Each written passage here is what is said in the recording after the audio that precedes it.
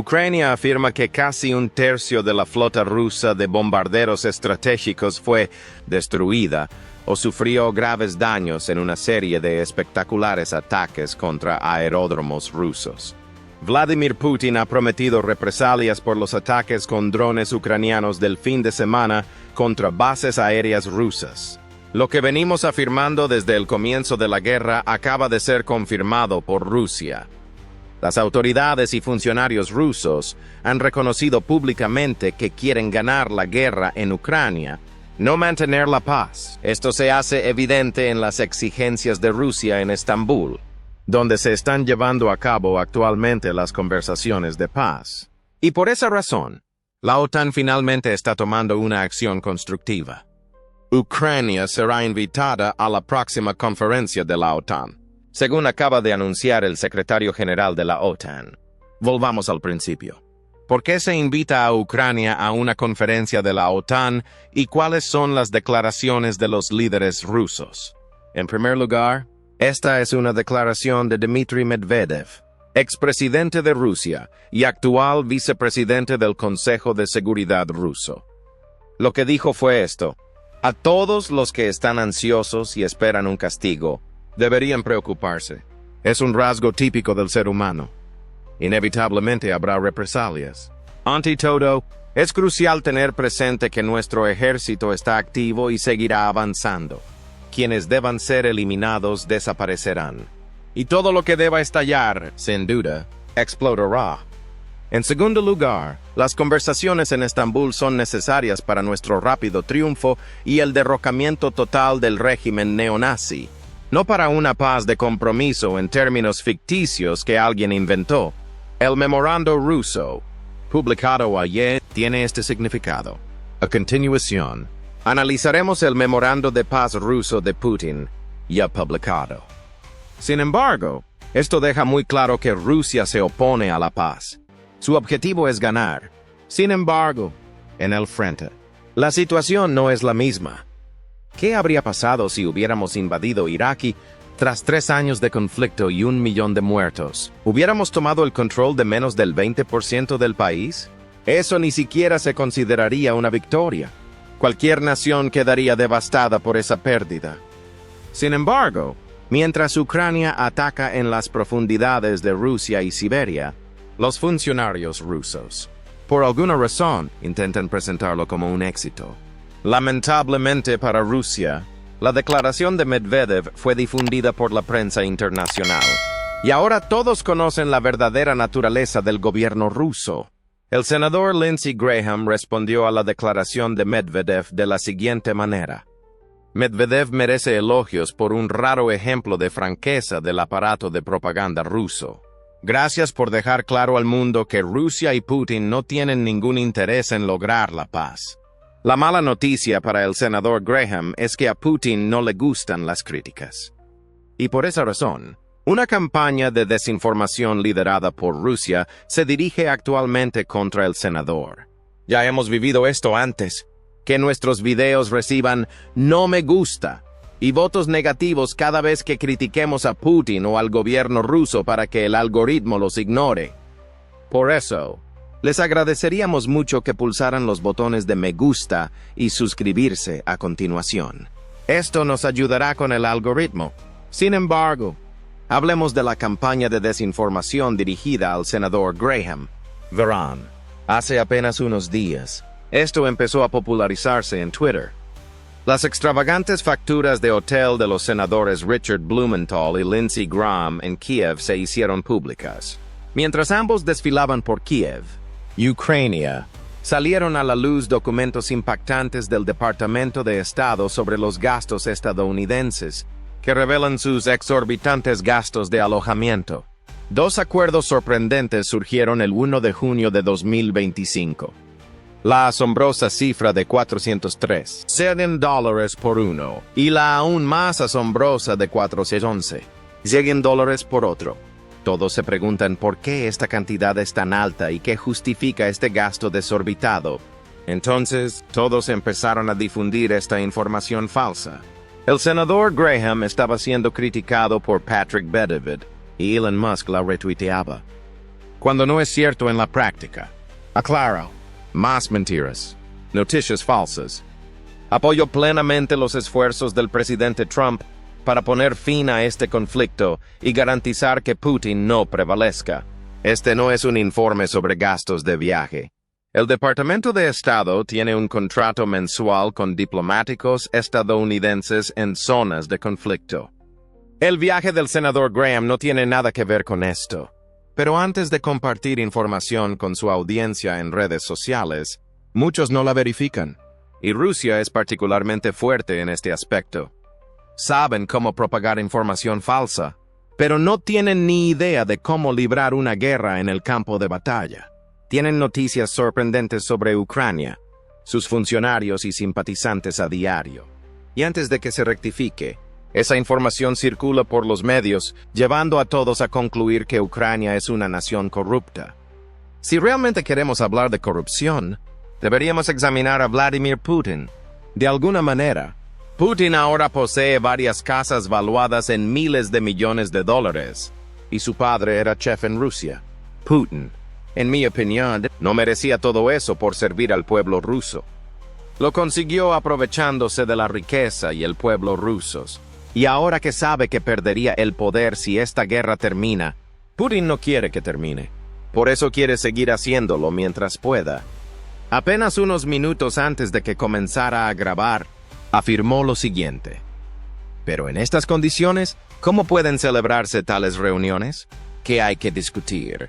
¿Quién negocia con terroristas o con quienes apuestan por el terrorismo? ¿Y qué ganan con darles un respiro en la lucha? Un respiro que se aprovechará para prolongar la movilización forzada, organizar nuevos atentados terroristas como los perpetrados en los distritos de Briansk y Kursk, y reforzar la dictadura con armas occidentales.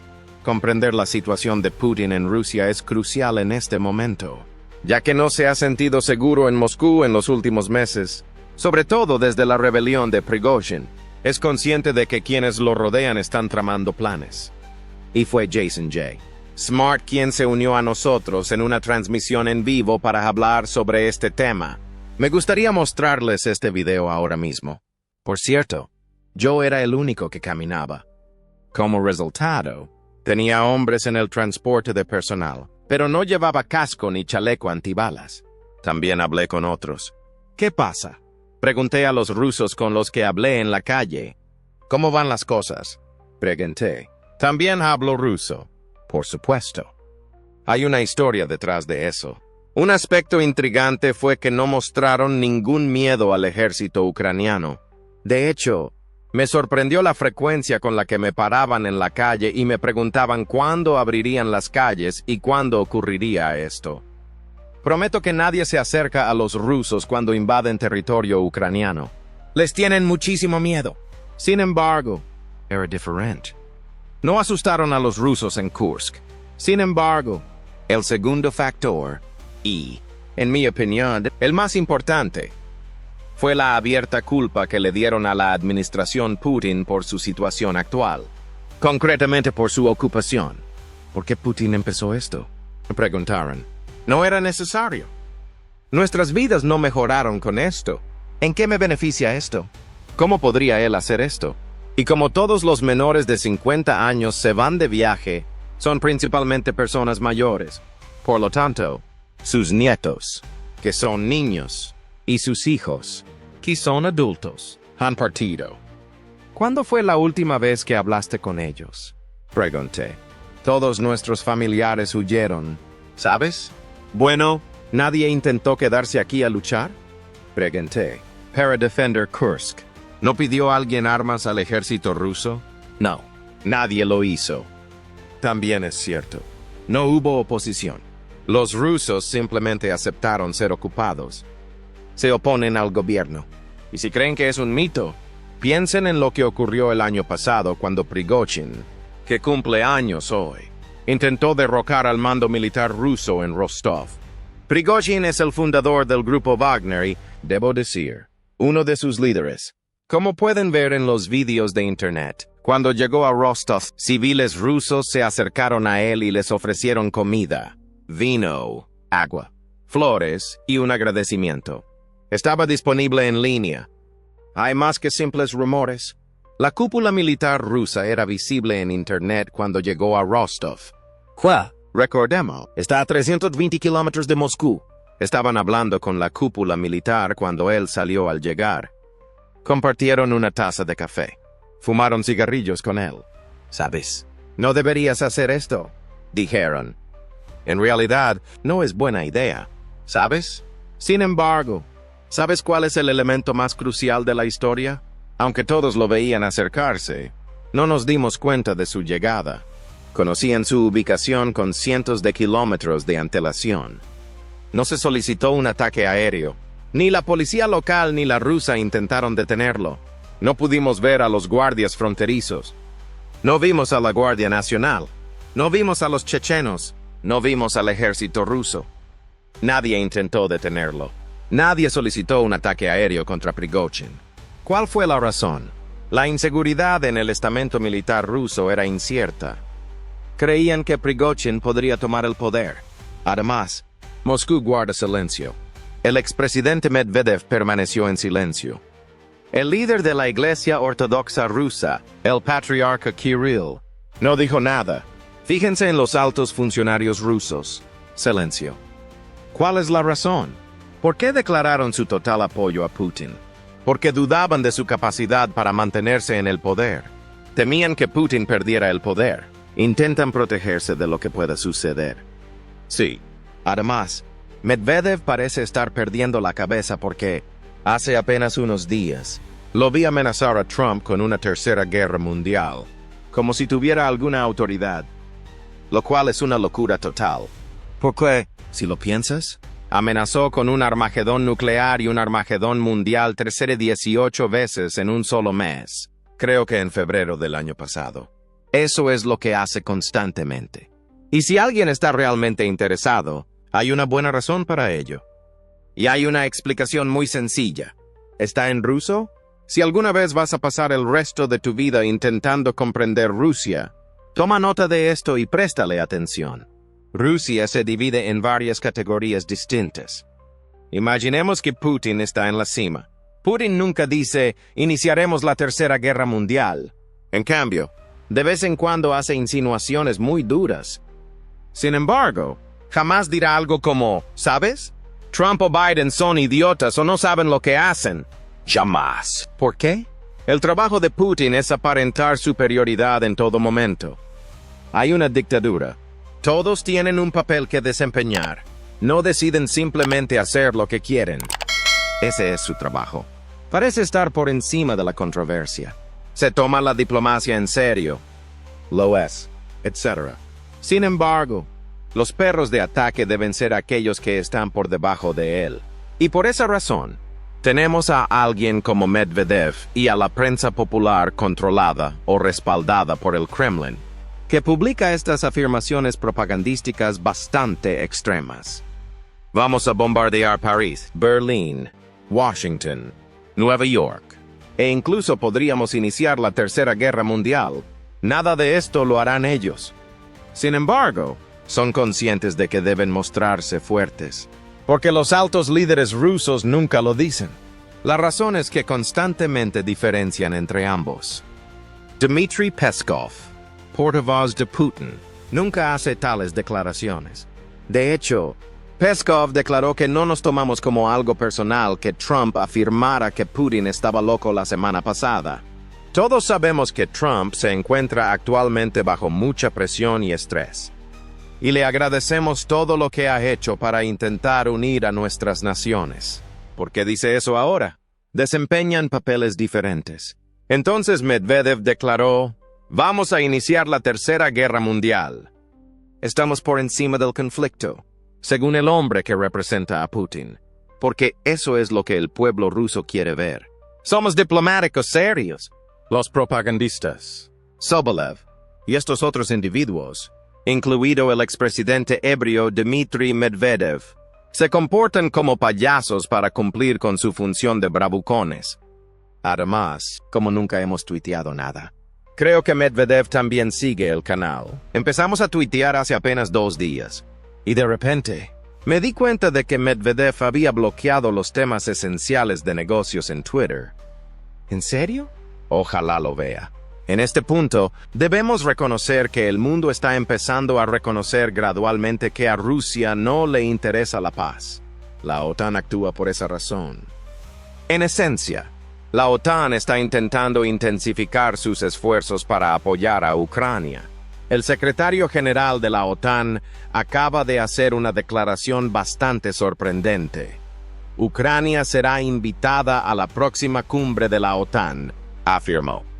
Huelga decir que esto no implica que Ucrania se una a la OTAN.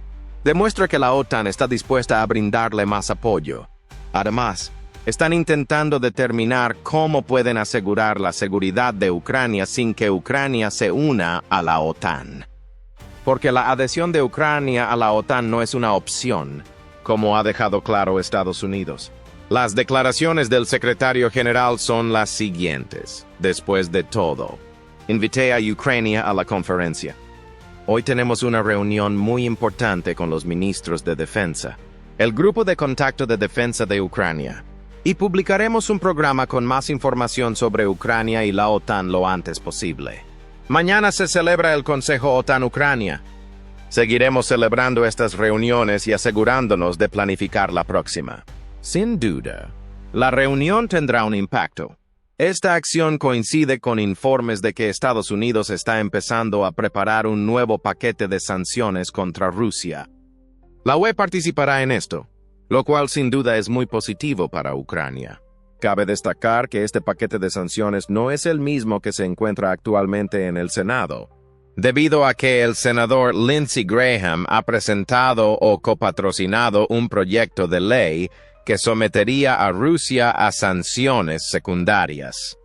En otras palabras, cualquier nación que ayude a Rusia a financiar este conflicto estará sujeta a aranceles y sanciones. Irán, China e India se encuentran entre las naciones que han estado comprando petróleo ruso y contribuyendo al presupuesto de guerra ruso. Esto implica que todas estas naciones estarían sujetas a un arancel de aproximadamente el 500% si continuaran comprando petróleo ruso si quisieran comerciar con Estados Unidos. Naturalmente, eso implicaría que estas naciones dejarían de comprar petróleo ruso, lo cual es más probable, o que la flota en la sombra simplemente intensificaría sus esfuerzos. En esencia, Rusia ha estado utilizando la flota en la sombra para ocultar a quién vende y quién compra el petróleo ruso. Sin duda, es una idea excelente para Rusia. Pero la ventaja de emplear la flota en la sombra es que no reciben los mismos ingresos y no venderían este petróleo en el mercado abierto. Además de tener que operar la flota sombra, lo que reduce sus márgenes y ganancias. Suelen tener que ofrecer descuentos. Sin duda, esto es una mala noticia para una economía que depende en gran medida de los ingresos petroleros, sobre todo considerando la fuerte caída de los precios del petróleo en los últimos meses. Los ingresos petroleros de Rusia cayeron un 52% desde abril, alcanzando su nivel más bajo en casi un año. Las semisanciones y los bajos precios del petróleo son eficaces. Las nuevas sanciones se centrarán ahora específicamente en esta área. Dado que Rusia no cuenta con una industria sólida, buscan centrarse en los ingresos rusos en lugar de en la industria rusa en sí. Su economía no es muy grande. Rusia es una gasolinera operada por un estado mafioso que se disfraza de país, como comentó una vez el difunto senador John McCain. Y eso es precisamente eso. Además, Putin se verá obligado a abandonar su objetivo de restablecer el imperio soviético si atacamos los precios y las ganancias del petróleo. El fin de esta guerra también es un deseo del pueblo ruso. Quieren una economía viable que no dependa únicamente de la generación de bienes para el esfuerzo bélico. También desean la paz. Porque, como pronto veremos, Ucrania está usando drones de $300 para destruir todo lo que Rusia produce. Aunque esto indica un crecimiento del PIB para ese año, en realidad no contribuye a la economía. En realidad, Rusia no está creando nada duradero. Repasemos primero esta entrevista con el pueblo ruso para conocer su perspectiva sobre la guerra y la diplomacia.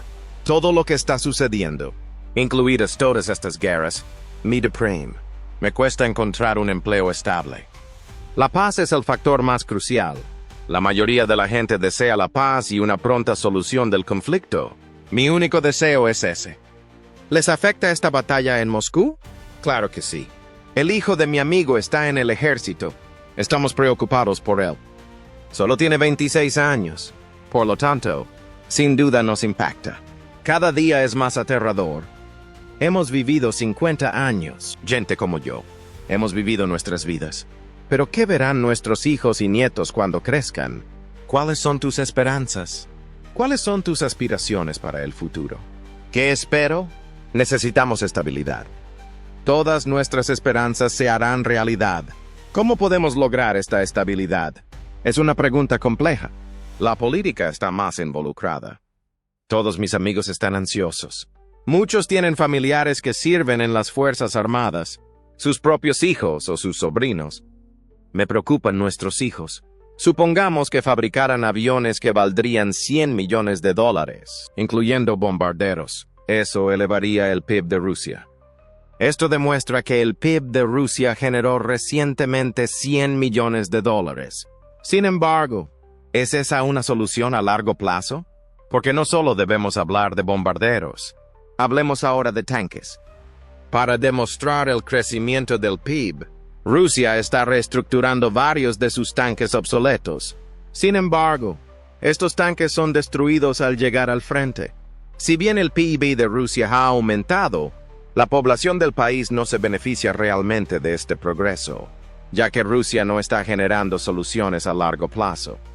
Los bombarderos ahora reciben la segunda parte, con relativamente poco gasto propio. Ucrania está perjudicando el crecimiento del PIB ruso. Hablemos ahora de la Operación Telaraña. El conflicto se ha intensificado debido a Ucrania. La principal respuesta a la reciente acción de Ucrania en Rusia es la siguiente. La operación Spiderweb demostró que un dron de $600 puede destruir una aeronave valorada en más de $100 millones. Esto implica que cualquier cosa puede arruinarse de esa manera. Esto obliga al mundo a reevaluar la estrategia militar y a reconocer las vulnerabilidades de las instalaciones militares. Además, a reevaluar las prioridades del complejo militar industrial. Ucrania lo hizo. Estamos inmersos en un conflicto existencial, por lo que tuvimos que tomar esta medida, una lucha por la supervivencia contra la mayor potencia nuclear del planeta. David y Goliat están en conflicto, con una mano atada a la espalda, luchando, sin suficiente armamento, con limitaciones y prohibiciones. La operación fue, obviamente, muy importante, sobre todo considerando la magnitud del daño que Ucrania afirma haber causado. Hoy en día, todo el mundo miente por muchas razones. Rusia quiere saber qué daño se causó. Ucrania también intenta exagerar la magnitud del daño. El primer día, algunas autoridades ucranianas afirmaron que el ataque destruyó bombarderos valorados en casi $7,000 millones. Sin embargo, fuentes rusas afirman que solo se destruyeron 2 bombarderos. Es evidente que cada bando tiene su propia versión de los hechos. Sin embargo, aquí es donde nos beneficiamos enormemente de las imágenes satelitales. Aquí, Radio Liberty y Radio Free Europe publican imágenes del antes y el después de la instalación siberiana Belaya, atacada por Ucrania. Veamos esto primero y luego analizaremos lo que muestra esta imagen satelital. Se destruyeron al menos 11 bombarderos estratégicos, 4 Tu-20 TM-3 y 7 Tu-95.